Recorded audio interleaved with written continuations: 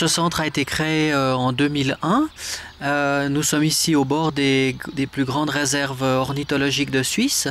Et puis l'idée pour l'Association suisse pour la protection des oiseaux, c'était d'offrir un lieu d'information du public et de sensibilisation du public à la richesse de la nature et à l'importance aussi de préserver cette nature. C'est aussi le siège roman de l'Association suisse pour la protection des oiseaux, avec toute sa structure fédéraliste. Et puis nous travaillons effectivement aussi beaucoup avec l'étranger, puisque nous sommes le partenaire en Suisse de BirdLife International, qui est une grande organisation de protection des oiseaux et de la biodiversité.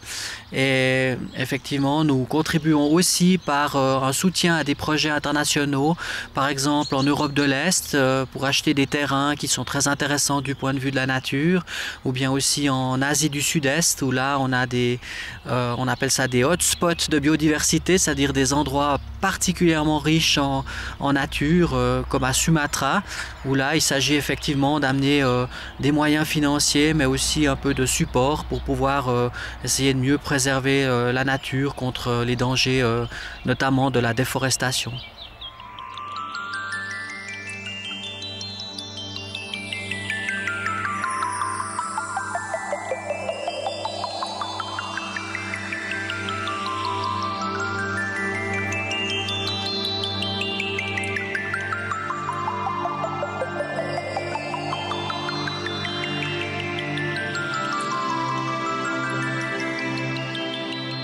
On peut venir en visitant librement, en faisant le tour du parcours, en visitant les observatoires qui permettent d'approcher les animaux et les oiseaux de tout près. Le visiteur peut aussi réserver une visite guidée, notamment si on a plusieurs familles ou des classes d'école ou des groupes de différentes natures. Et nous organisons effectivement des visites guidées ou des animations ici dans le cadre du domaine de la Sauge, ou bien alors dans les réserves naturelles qui sont tout près et qui permettent de découvrir aussi d'autres aspects de la protection de la nature et des oiseaux. On a aussi des films à disposition du public que les gens peuvent voir. On a des animations durant le week-end. Donc là, les visiteurs peuvent réserver aussi une animation. On peut encore signaler peut-être des activités éducatives aussi. On organise par exemple cette année une campagne sur les escargots.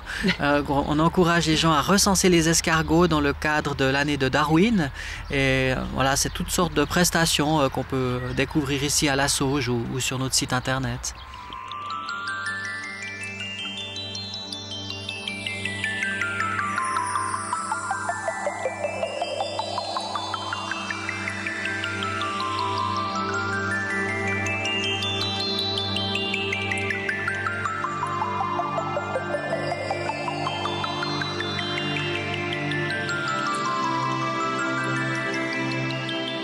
La Sauge est conçue comme un complexe écotouristique où on a effectivement à côté du centre une auberge où on peut effectivement manger, se restaurer et puis on peut aussi, pourquoi pas, dormir puisqu'il y a un petit hôtel attenant à cette auberge.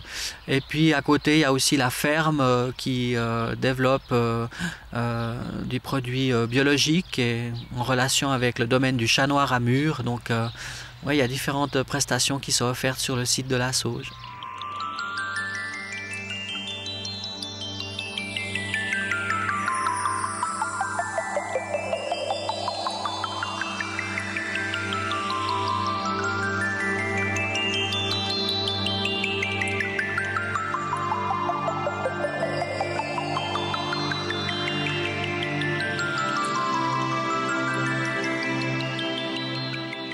Cette année, au Centre Nature Aspo de la Sauge, on a une nouvelle exposition qui s'appelle « Ciel, où sont nos oiseaux ?» C'est une exposition qui a été conçue par le Musée d'histoire naturelle de Lucerne.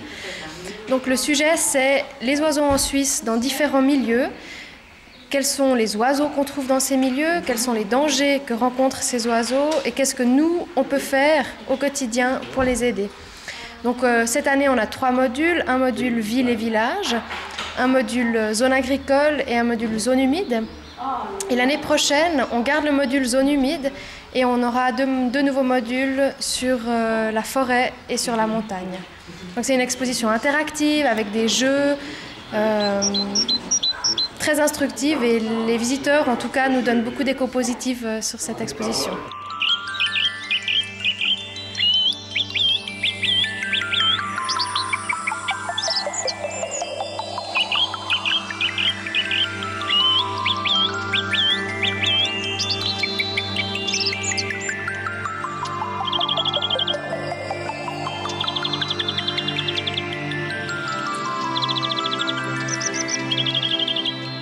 On est au bord de la Grande Carissait, donc c'est une zone qui était totalement recouverte par le lac avant les corrections des eaux du Jura. Et donc toute cette zone était sous l'eau. Mais maintenant, avec la correction des eaux du Jura, le niveau du lac s'est abaissé et on se trouve maintenant dans une forêt, et c'est la forêt qu'on appelle la Frêne. C'est une forêt où l'arbre dominant, c'est les frênes. C'est des arbres qui supportent très bien l'humidité dans le sol. Ils peuvent avoir les racines sous l'eau pendant plusieurs mois. C'est une espèce qui supporte très bien ça. Et si on regarde dans cette forêt, on ne trouvera pas de conifères, on ne trouvera pas... Pour la plupart des gens, quand on parle de forêt, on s'attend à trouver des sapins. Mais là, on n'a pas de sapins. C'est ce qu'on appelle une forêt riveraine, et avec principalement des frênes. Et on peut y trouver beaucoup d'espèces d'oiseaux, comme le pinson qu'on trouve, c'est l'oiseau le plus fréquent en Suisse, mais on y trouve aussi le bruant jaune, le rouge-queue à front blanc, la fauvette à tête noire, et on trouve aussi des chauves-souris. Si on regarde sur l'arbre là-haut, on voit un nichoir à chauve-souris et juste au-dessus une cavité, donc c'est une forêt qui abrite aussi une grande diversité.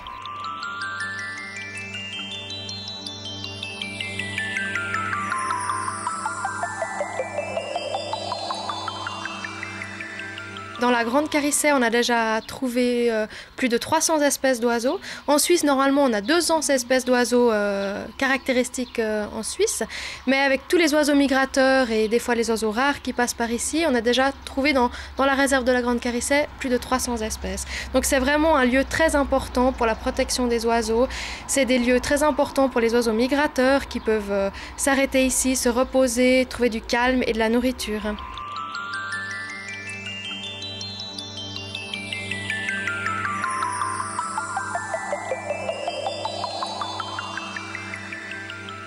En ce moment, on est en avril, mi-avril, donc il y a les batraciens par exemple. Là maintenant, on voit beaucoup de grenouilles vertes, il y a les grenouilles rousses qui sont venues pondre. On voit beaucoup d'insectes aquatiques aussi, et puis beaucoup d'oiseaux. On a déjà eu pas mal d'espèces d'oiseaux qui sont arrivés pour une étape de migration et qui sont partis. Par exemple les sarcelles d'hiver, les sarcelles d'été. En ce moment, il y a les limicoles qui arrivent. Donc les limicoles, c'est des oiseaux qui sont assez hauts sur pattes et qui mangent surtout dans la vase. Donc là, en ce moment, on a le chevalier aboyeur. C'est un très bel oiseau avec le ventre blanc et le plumage plutôt gris sur le dos, avec un cou gris et blanc tacheté. Un oiseau très intéressant, avec un bec assez long, un tout petit peu recourbé vers le haut.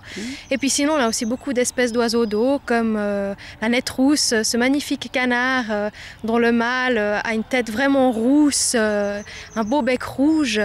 On a aussi des oiseaux qu'on voit plus souvent, comme le colvert, la foulque, le cygne. Et puis évidemment, on a des cygnes ici. Ouais. Et puis évidemment, beaucoup d'oiseaux qu'on peut entendre dans la forêt. Comme c'est une zone très calme, beaucoup d'oiseaux profitent du calme et de la nourriture qu'ils trouvent ici. On a aussi des chauves-souris, on a des castors, pas très loin dans la broie, il y a des castors, il y a une famille de castors qui est là. Et puis pour revenir aux oiseaux, l'emblème du centre nature, c'est le martin pêcheur. Il y a chaque année un couple qui niche ici. Et c'est magnifique parce que depuis les observatoires, on peut vraiment le voir. C'est un oiseau superbe avec des couleurs vraiment superbes. On peut voir toute l'étape de la reproduction, en passant de la cour où le mâle cherche à offrir des offrandes à la femelle, à la sortie des petits du nid.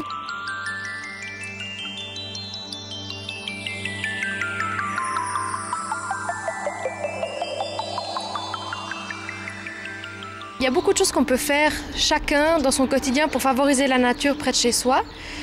Par exemple, on peut installer des nichoirs sous son toit, des nichoirs à hirondelles, Si on a un jardin sur les arbres, on peut installer des nichoirs pour les cavernicoles, donc par exemple les mésanges, des nichoirs pour l'oiseau de l'année qui est le rouge-queue à front blanc, qui est un oiseau typique des zones agricoles et qui a besoin des vieux arbres. Et malheureusement maintenant dans les vergers, il y a de moins en moins de vieux arbres dans lesquels ils peuvent trouver des cavités ou nicher.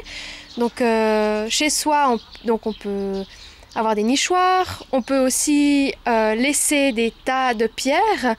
Là, c'est favorable pour les reptiles, comme les lézards par exemple, ou des escargots.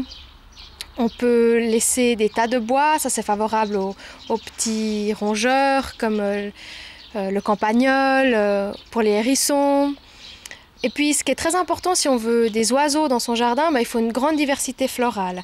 Donc par exemple, laisser des haies avec de la végétation de chez nous, ça va produire beaucoup de fruits, ça va attirer des insectes. Donc ça c'est bien si on veut des oiseaux dans son jardin, favoriser la présence des oiseaux dans son jardin.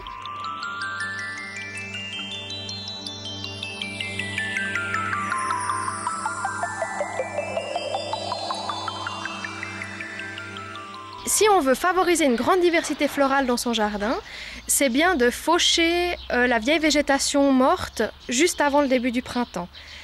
Comme ça permet de laisser des zones nues, des zones de terre nues, où les nouvelles graines pourront venir s'implanter.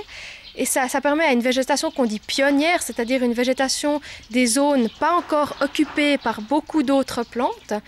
Et ça permet donc à une grande diversité de fleurs de pousser. Donc qui dit grande diversité de fleurs dit grande diversité d'insectes.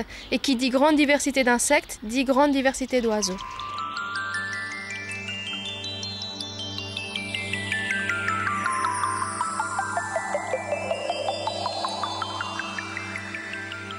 Vous n'avez pas besoin d'aller jusqu'en Afrique ou en Amérique du Sud pour voir des très beaux oiseaux. Ici, il suffit d'ouvrir un peu les yeux, de se promener, peut-être d'être accompagné parfois par un spécialiste. Et puis vous pouvez avoir la chance de voir ce magnifique oiseau ici à La Sauge.